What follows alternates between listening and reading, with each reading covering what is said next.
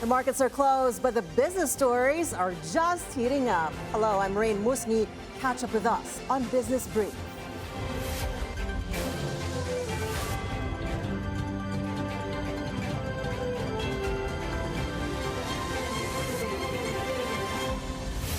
President Donald Trump appeared to invent a new weapon of economic statecraft on Monday by threatening what he dubbed secondary tariffs on countries that buy oil from Venezuela to choke off its oil trade with other nations. Bloomberg reports the threat, delivered via Truth Social post and confirmed in an executive order, said countries could face 25% tariffs on trade with the U.S. if they purchase oil and gas from Venezuela, which is already under heavy U.S. sanctions.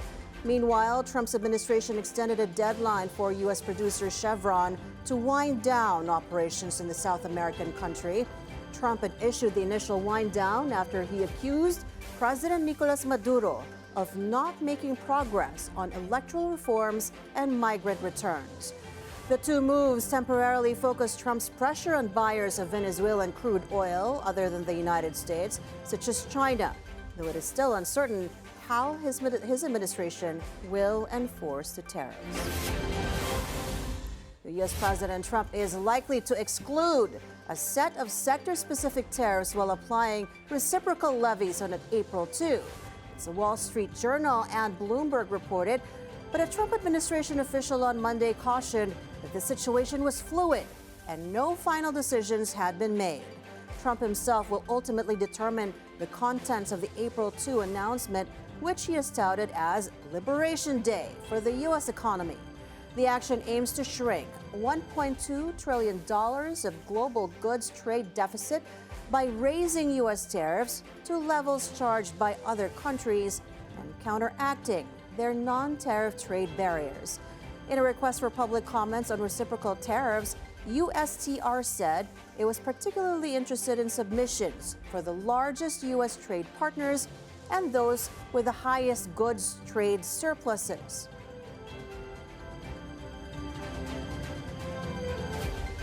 These countries, of course, are among those.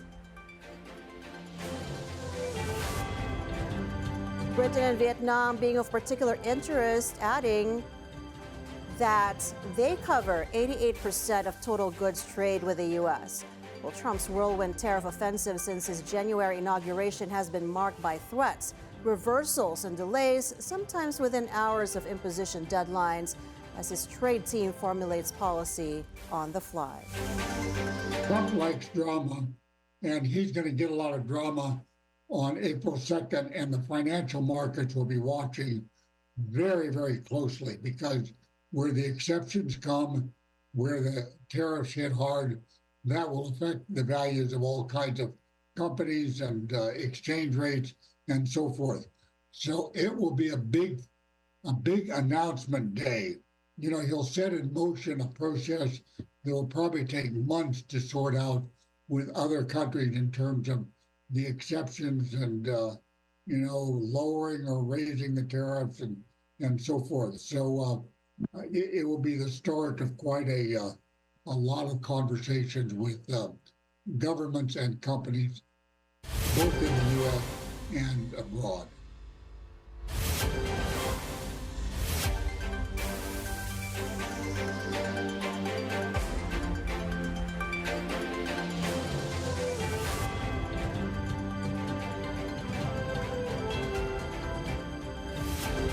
Well, South Korea's acting president Han Duck-soo said on Tuesday that he would do his best to weather a tariff storm triggered by the United States in a cabinet meeting in Seoul.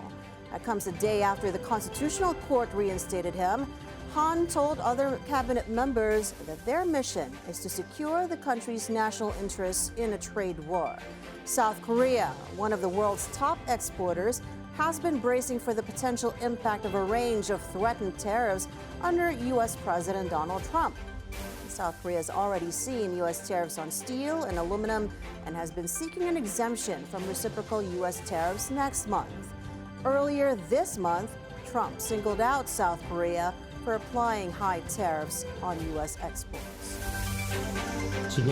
At this moment, our mission is to protect the safety of the people, secure national interests during the trade war, and swiftly devise solutions to pressing national issues through cooperation with the National Assembly. Drawing from my experience in trade and diplomacy, I will do my best to weather the tariff storm triggered by the United States. Well, Asia-Pacific markets traded mixed Tuesday as investors assess U.S. President Trump's tariff threats. CNBC reports Hong Kong's Seng index fell about 2%, while Japan's benchmark Nikkei 225, Australia's ASX 200, and India's Sensex and Nifty all gained at least 0.1%. South Korea's Hyundai Motor Group announces a massive $20 billion investment plan in the United States, including a new steel plant in Louisiana, revealed alongside U.S. President Trump. The announcement comes amid rising global trade uncertainties, with Trump threatening to impose reciprocal tariffs starting April 2, targeting countries with large trade surpluses, including South Korea. This will be Hyundai's first ever steel mill in the United States, one of the largest companies in the world, by the way, supplying steel for its auto parts and auto plants in Alabama and Georgia, which will soon produce more than 1 million American-made cars every single year. The cars are coming into this country at levels never seen before. Meanwhile, U.S. Defense Secretary Pete Hegseth denying reports top White House officials shared classified war plans against Houthi rebels in Yemen to a journalist. His statement comes after The Atlantic reported that top Trump officials mistakenly disclosed war plans in a messaging group that included its editor-in-chief, Jeffrey Goldberg. The plans supposedly include information about targets and U.S. weapons that would be deployed.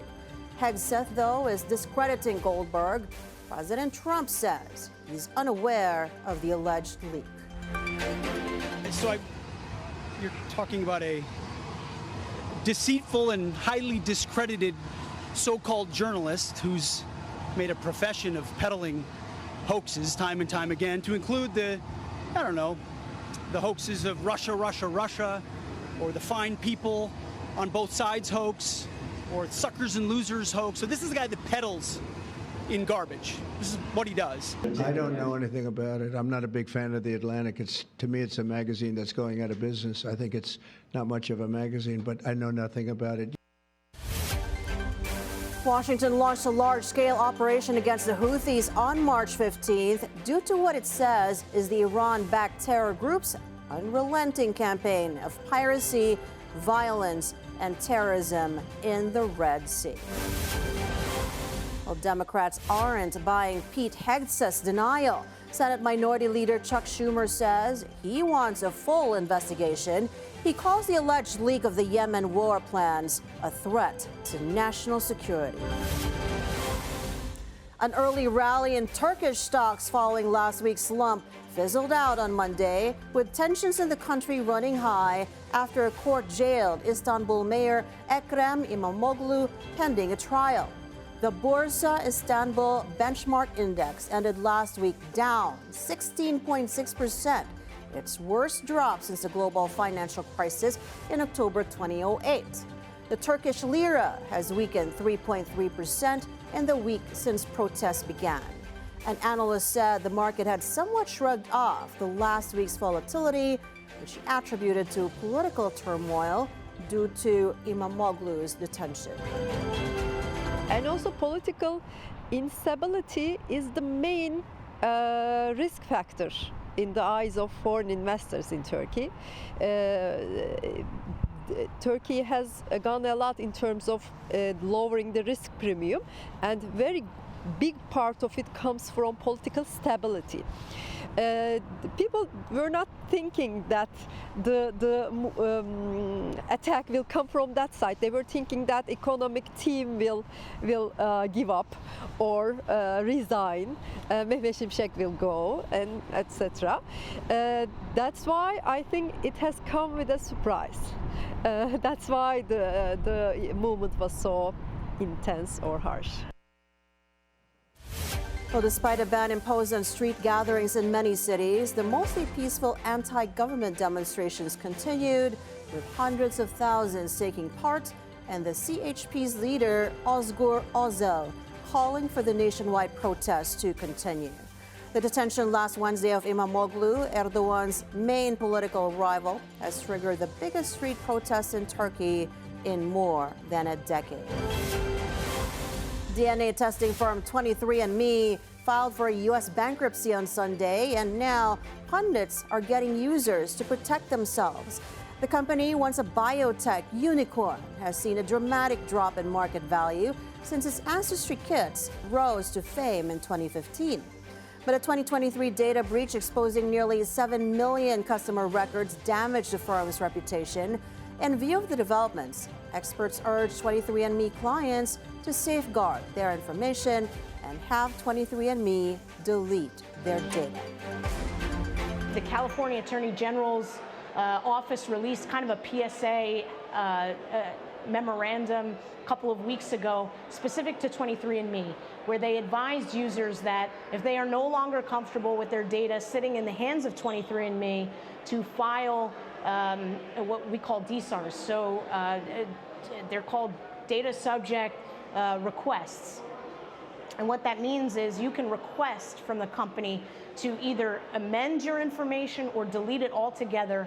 And according to 23andMe's policies that are online, their privacy statement, they do respect deletion requests from users. They kind of have to under the law. So if you make that request, follow their procedures online and have your information deleted. DNA is the most personal. It is the most sensitive of all your data. It identifies you or as a member of a family. If someone gets their hands on your DNA, that means they can also get their hands on information involving other members of your family. If this information gets in the wrong hands, if it gets in the hands of a criminal, with all the deep fakes that we have, deep fake audio, deep fake video, and all the different ways that people are trying to be in a position to convince someone else that they're you. If they have their hands on your DNA, that is a big step toward becoming you in the eyes of someone else. In addition to which, if it gets in the hands of, for instance, insurance companies, it could impact long-term care, disability, all sorts of things that you don't want. So because of the very sensitive nature of this information, unless it is under your absolute control or you're worried about the fact that anyone else who may have it is in a position to misuse it, then where you can delete it, you should absolutely delete it. On Monday, 23andMe's shares plunged 46% to 96 cents per share as co-founder and CEO Anne Wojcicki resigned following failed takeover attempts. She announced on Monday via X that she plans to submit another bid to take over the company. We have to pause for a few reminders, but the biggest business stories from around the country and the market's closing data are up next. Keep it here on Business Brief, only on the Bilyonaryo News channel.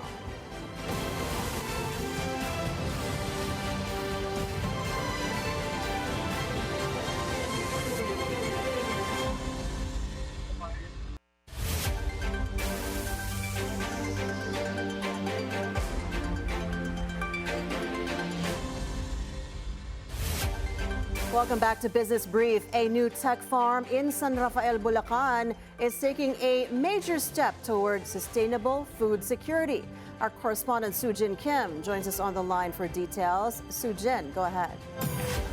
Yes, Raine, a major stride in agricultural innovation was launched here in San Rafael, Bulacan by Metro Pacific Fresh Farms, the latest venture of business tycoon Manuel V. Pangilinan. The high-tech greenhouse facility is designed to withstand extreme conditions, capable of producing crops even amid signal number 4 typhoons, while remaining resilient against flooding and extreme heat. The farm produces over 60,000 heads of lettuce every month, operating year-round with precision farming systems that require 90% less water and land compared to traditional agriculture. Despite this, current output meets less than 2% of Metro Manila's total demand. prompting Pangilinan to push for a significant expansion. The company plans to double the current 800 million peso 3.5 hectare site to 7 hectares, while building 10 satellite farms across the country within 5 years or 2 new sites per year. Target locations include islands and provinces that still depend on supply shipments from Metro Manila, areas where localized production could cut costs and ensure freshness.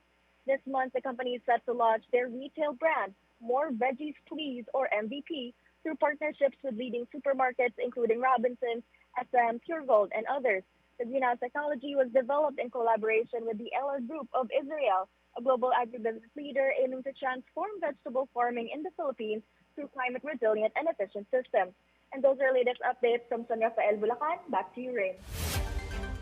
Thank you so much for that report, Sujin Kim.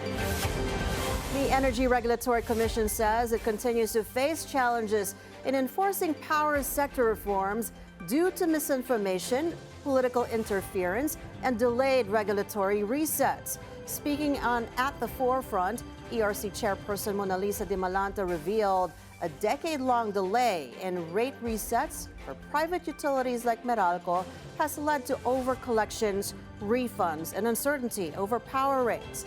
At present, the ERC is reviewing a 19.9 billion peso refund by Meralco. Additional adjustments are possible as the Commission verifies financial disclosures. When I joined the Commission in August 2022, the first thing that I really have been pushing for and continue to push for is really transparency in all our dealings. Our dealings with our stakeholders, our dealings internally, transparency and then accountability, because I think we need to strengthen the institution. So it's not just a matter of coming out with decisions just for the sake of, of clearing our docket or clearing our backlog, which is also huge. But I think we need to strengthen the institution so that it can withstand these political pressures. Well, stronger trade links among Asian economies could help the region, or could help shield the region, including the Philippines, from global trade headwinds. That's according to the Asian Development Bank at the launch of its Asian Economic Integration Report in Hong Kong. The ADB highlighted growing regional cooperation in trade, investments, and people movement. ADB data show Asia and the Pacific outperformed other regions in trade and foreign direct investments, both crucial drivers of Philippine growth. Europe and the United Kingdom still had an edge in financial integration. But Moody's warns that U.S. trade policies could dent export demand across Asia.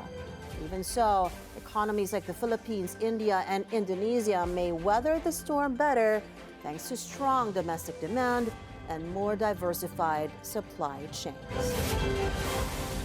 The Bangko Sentral ng Pilipinas is widely expected to cut interest rates by a full percentage point this year. That's according to a new outlook from S&P Global Ratings.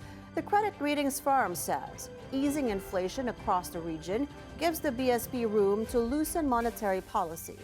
If realized, the benchmark rate could fall to 4.75% in 2025, down from the current 5.75%. Last month, the BSP kept rates steady due to global trade uncertainties after a total of 75 basis points in rate cuts throughout 2024. But in an exclusive interview with the Bilyonaryo News Channel's Trade Talks, Governor Eli Remolona Jr. said a rate cut could come as soon as April 10th.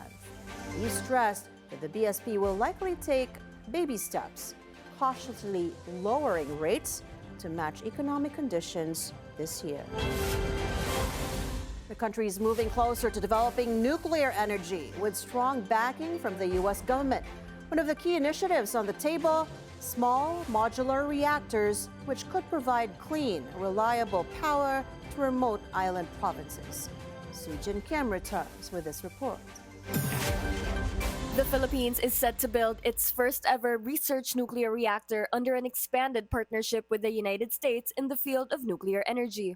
You know, the U.S.-Philippine relationship has been on hyperdrive for at least the last 2.5 years, and nowhere is that more evident than when we look at civil nuclear energy cooperation. In partnership with Valor Atomics and the EOS organization, the project will develop advanced technologies including small modular reactors, nuclear gigasites, and the world's first ever Generation 4 advanced reactor prototype under the Coordinated Research Project. The project aims to expand access to clean, affordable, and sustainable energy in the country. The end goal of these partnerships today is lowering the cost of energy in the Philippines, enabling a smooth transition to clean energy sources, and reinforcing energy security in the Philippines.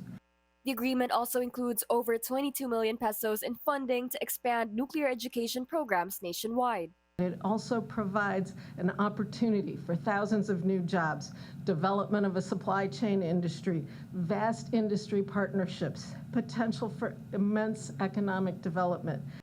Mindanao State University is poised to become the nuclear education hub of the Philippines, being the first university partner under the initiative. The project will build local expertise and advance the country's goal of achieving energy independence. This partnership is not just about education. It is about securing economic and energy stability for both the Philippines and the United States. We're building local expertise. Sujin Kim, Bilyonaryo News Channel. China denies receiving any asylum requests from former Philippine President Rodrigo Duterte. The statement comes amid reports that Beijing rejected Duterte's alleged application just before his reported arrest by the International Criminal Court after arriving at Naiya Airport from Hong Kong 2 weeks ago. A spokesperson from China's foreign ministry clarifies that his visit to Hong Kong was purely a private vacation.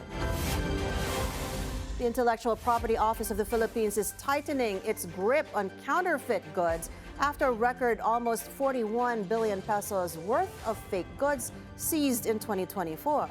IPO Phil Deputy Director General Anne-Claire Cabuchan tells the Bilyonaryo News Channel's Follow the Money, sportswear topped the list with 46% of fake goods seized, but fake food, cosmetics, and medicine are now raising alarm over public health risks.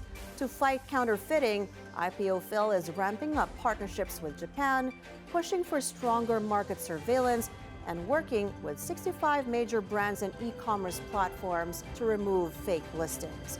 Meanwhile, new site blocking efforts are shutting down illegal sellers online with formal legislation in the works. Give the product. Our consumers need to also be more discriminate when they start buying and look closely at the labels, because sometimes even the trademarks are, right, the markings are really very similar to the genuine ones, and they think that that is the product that they are buying. We know. Down to the markets now. The PSEI continued to slide for a second day Tuesday after dropping as much as 1.25%. The main index paired losses to end the day at 61.59. Decliners still overpowered advancers 107 to 84, with value turnover a slim 4.7 billion pesos. Holding firms and mining and oil pulled down the market, with Semirara Mining losing about 5%. DigiPlus also down about 4% after gaming technology provider PhilWeb denied reports that the Playtime Group was considering a backdoor listing through the firm linked to major shareholder Greggy Araneta. Services recovered from Monday's losses, pulled up by Razon-led port operator ICTSI. Meanwhile, at the foreign exchange market, the peso is currently trading at 57 pesos and 34 centavos to the US dollar, weaker than Monday's close of 57.32.